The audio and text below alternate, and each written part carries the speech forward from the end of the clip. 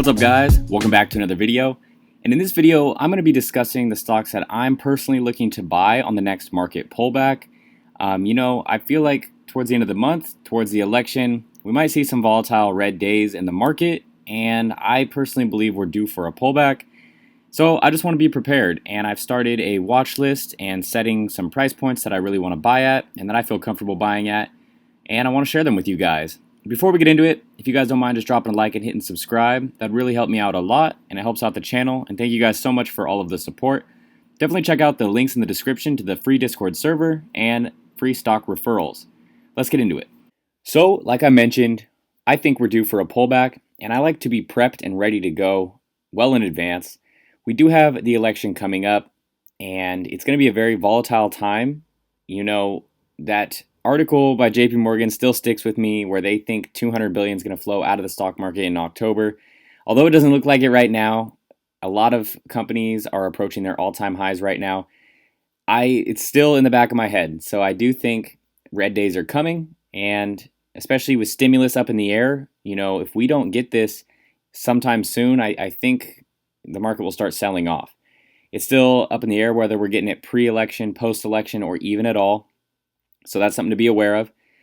COVID's still very much a thing, and it will likely get worse, in my opinion, going into flu season, just because everything will be related to that. Any symptoms will likely be associated with that. So get your picks ready, get your price targets ready that you feel comfortable buying at, and make a plan. On those red days, you want to know where to allocate your buying power. You don't have to think about it. You want to just know what to buy. So yes, long term, all of these companies that you're probably picking and buying will be attractive no matter what price you buy at, but I personally don't like buying at all-time highs or 52-week highs. I like to buy on discounts, and I want my money to go further. Just like when you're in the store, you would rather spend less than more. So that's my plan for this, and I'll show you guys my top picks. So stock number one that I'll definitely be buying is Facebook, and Morningstar gives them a fair value rating of 265. This past week alone, they're up $16.49. So, last week they were around 257, and basically my buy points for them are going to be 250, 230, and 200 or less. I see a great upside with Facebook. 2.7 billion monthly active users. They're the biggest social network worldwide. Huge with digital advertising. A lot of people who do drop shipping use Facebook for their ads and Instagram. A lot of people market their business and their services through Facebook, and it's just huge. They're producing a higher return on ad spend for marketers. Facebook can provide more effective advertising because their ad targeting is laser focused. They also have WhatsApp, Oculus VR, FriendFeed, Instagram, and many more. They do have the Facebook Marketplace, so that's pretty much like OfferUp, and they have a pristine balance sheet. So this is a 100% buy for me, and I think they have a lot more room to grow in the future. So next up on the list is going to be an obvious one, Apple, and their fair value rating is around $71. So my buy points for Apple will be 106, 90, and 70, and they're currently trading around 120 after the Apple event today. So I did recently buy a couple weeks ago at 106 during that last dip, and I just think it's a good buy and hold forever, and I see a lot of upside potential with them in the future as well. They have strong leadership, they have a large amount of cash to keep reinventing themselves, and they're an industry leader, so more than 1.4 billion people use Apple devices. They have 5G rolling out, they have new phones, and we saw what's on the horizon during the Apple event today, despite the slight sell-off, but that's pretty normal. They have the HomePod, the AirPod Studios, new laptops, watches, smart glasses, and even Apple Fitness, I guess, coming out. They have a strong balance sheet, and this is just a no-brainer. Berkshire Hathaway loads up on Apple, so, I'd really trust this company. Third up on the list is going to be Tesla. And Morningstar gives them a fair value rating of 195. Now, everyone has their own opinion on Tesla's value, but I just want to provide that for you guys.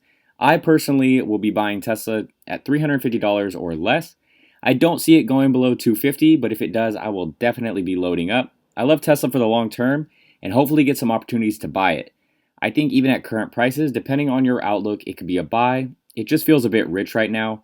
It's trading at $446.90, It's currently up around $27 or 6.47% this past week, which gives it a pre-split valuation of $2,234 a share, which just seems a bit much to me.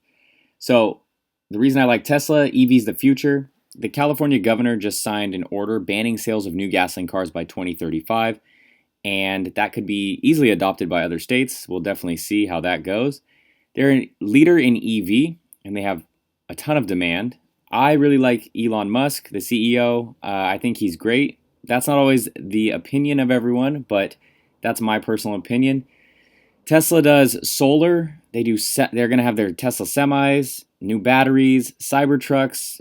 They're even going to make affordable cars for people, and they're tapping into the 3D printing manufacturing market. And I just feel like they have limitless opportunities because they're pretty much like a tech company as well. I just feel like they can do anything. They're just constantly expanding, and they're so much more than cars. So Tesla is a buy for me. Next up on the list is Microsoft, and Morningstar gives them a fair value rating of 228. They're currently trading around 223.26 in after hours.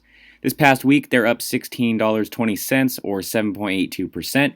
So all of these companies and the whole stock market is just up, which is why I am planning to buy at certain prices. So my buy points for Microsoft will just be around $200 or less, likely in a market pullback. So according to the rating, it is currently undervalued, but that's just where I like to buy Microsoft. They have so much to their business. They have their software, their Office 365. I use their Microsoft Teams every day for work. They have Skype. I use Outlook for work. LinkedIn. They have OneDrive, Xbox. They just have so much to their business, and they're a pretty safe company. Microsoft also is looking to spend $1.1 billion in Mexico on digital access programs. That was one of the more recent articles I could find. I just think it's a safe play, and I think there is room for growth as well. Their 1-year forecast is $258, and their 5-year forecast is $435. That's what I could find. That's just speculation, but we'll definitely see how it plays out because I'm holding these guys forever. They do have small and large customers, and they do have recurring subscriptions. So I know with things like Office 365 and those types of softwares, you have to pay for those annually. So I really like Microsoft, and I think it's a no-brainer. Next up on the list is Sealimitedstock, and this is a company I made a video on, I think a couple months ago. And back when I made that video, they were trading around $102, and now they are up to $172. So they're up 3.18% this week, or $5.31. They didn't have a fair value rating, but some people are saying it's around 120, and my buy points for them would just be 140 or less. It is pricey, but I just see so much future upside and growth with this one. Their balance sheet still looks good, even though they're pouring money into the company. And you guys can definitely go check out the video I did on them if you want, a further deep dive into their business. But they basically just have a 3-in-1 business. They have digital entertainment, e-commerce, and digital finance. They're definitely focused on growing and pouring a lot of money into their business. Their digital entertainment is up 245% year over year. Their e-commerce is up 304%. And they nearly tripled their revenue year over year while bringing their operating loss down 10%. So this is one that I'm really keen to buy on the next pullback. It is a little rich right now. They are currently just about at their 52-week high of 175. So I will be watching this one very closely. Next up on the list is SQ, and this is Square Cash. So they have a fair value rating of $64, which is very surprising to me.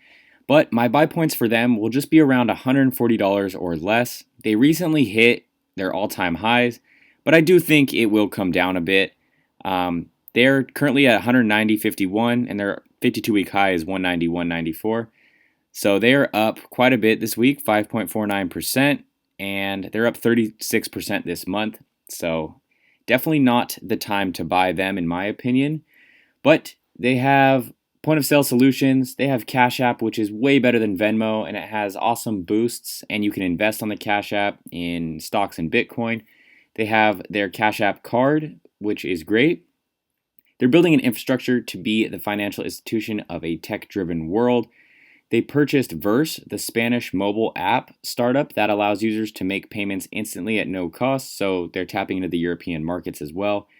They do have big competition out there, but I'm very bullish on them, and they do have solid financials. So this will be fun to see where they go and grow their business in the future. But right now, I would not be buying at these prices. So next up on the list is Disney, and they have a fair value rating of $127, and they're currently up around 5.83% this week and trading around 129. So just like the rest of the market, they are up, but my buy points for Disney would be 120, 115, and heavy at 100. And they don't have to be those exact prices, but those are kind of the ranges I'm hoping for. And I think Disney is great. I think they have so much to their business, and I have no doubts that post-pandemic they will recover. So yes, they were hurt by COVID, but their balance sheet still looks great. They have media networks, parks, entertainment.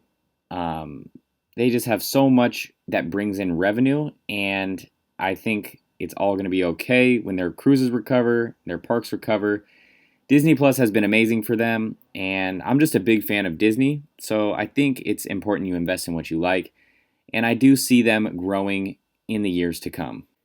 Stock number 8 is Nvidia, and they have a fair value rating of $300, and they're currently up around 9% since dropping below 500 last month, and they're up 1.9% this week. So tech is up, Nvidia is way up, and I'm just hoping to get another chance under 500 soon.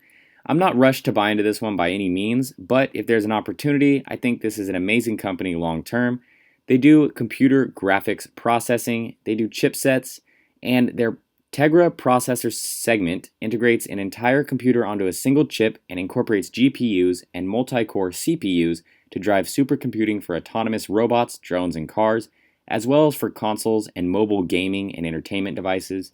They do have some competition out there, such as AMD, Intel, and Skyworks, which are all great companies as well, but Nvidia is just my preference, and they have an ongoing pending acquisition of ARM through SoftBank for $40 billion. That just needs government approval, so we will hopefully find out about that fairly soon here, and the price target for the next 12 to 24 months for Nvidia is around $680, and the rating is very bullish. They also have a great balance sheet, which is always a positive. So I'm looking out for this one for sure. Last up on the list is Visa, and they have a fair value rating of 171. So my personal buy points for Visa would be around 190 or less. Now, this isn't a fast mover. They don't move a ton, and I'm not expecting this to shoot up insane amounts, but I just really like Visa for the following reasons. I really like the digital payment idea, and that's where I believe the world is going. We're definitely phasing out cash here in the future, and I have never been anywhere, at least that I can remember, that didn't take Visa. So I also think they have untapped markets like India and Africa where most people still use cash there, and that's an opportunity for them. Visa is targeting enterprise businesses, innovating the way big businesses do transactions. They have a great balance sheet, and it's just a safe play. And it's always good to have some safe plays in your portfolio. MasterCard is pushing big into international and has higher growth potential, but Visa is focusing on enterprise services, and they have a growing blockchain focus, capitalizing on their size and huge margin. Now, I don't think you can go wrong with either Visa or MasterCard. I think they're both safe plays in this field.